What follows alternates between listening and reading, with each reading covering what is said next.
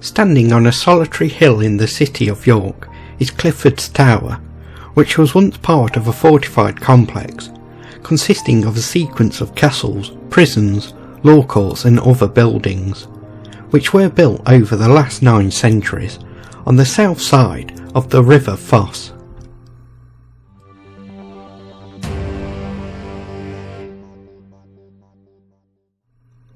William the Conqueror first established a castle here when he marched north in 1068 to suppress a rebellion against his rule. He built a series of castles as he went, including one here where Clifford'S Tower now stands. The Norman Motte and Bailey castle saw several violent incidents during its earliest years, including further revolts and an attack by Danish invaders.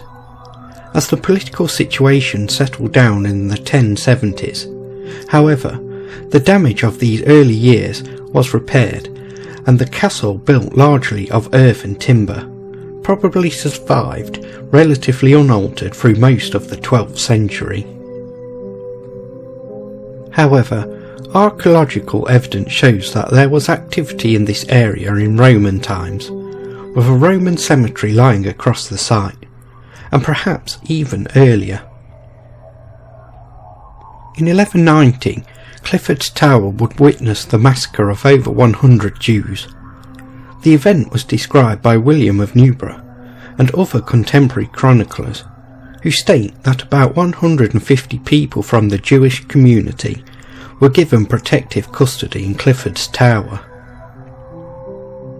For some unknown reason, trust between the royal officials and the Jews broke down. The officials, finding themselves shut out of the tower, summoned reinforcements to recapture it.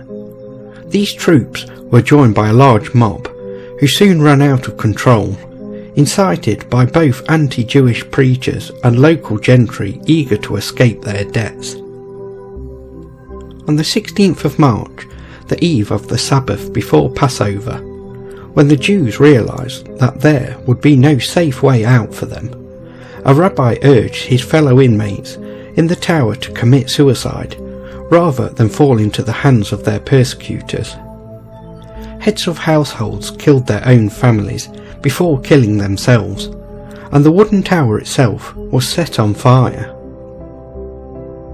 According to several accounts, a number of Jews did survive and came out of the tower under an amnesty, only to be murdered by the attackers. A plaque at the base of the mound commemorating these events was installed in 1978.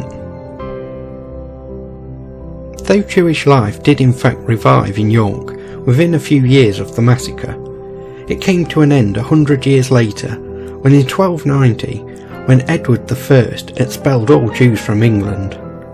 This time their exile lasted until the 17th century. The tower burnt down in 1190 was rebuilt shortly afterwards. Further repairs and rebuilding, some in stone, took place in the castle during the early 13th century. Then in the middle years of that century, as war with Scotland loomed, King Henry III decided to build a completely new stone tower on the mound. The history of the castle and Clifford'S Tower during the 15th and 16th century is obscure. Accounts of Henry VI, Richard III and Henry VIII suggest that several buildings were ruinous, and efforts were concentrated on maintaining a small number of them as ghouls. In 1540, just 3 years after Robert Aske, one of the leaders of the Pilgrimage of Grace, had been hanged on the heights of the castle dungeon, the tower was described as being in a ruinous state. In 1643, the tower was occupied by a royal garrison during the Civil War. The building was re-roofed and re-floored, apparently at the bequest of Queen Henrietta Marie, creating storage rooms for ammunition and a gun platform on the roof. The fore building was largely reconstructed. The city fell to parliamentarians the following year. The tower continued to be occupied by a garrison of between 40 and 80 men, It may have also served occasionally as a prison. The 18th century was a period of changing ownership for the tower and mound.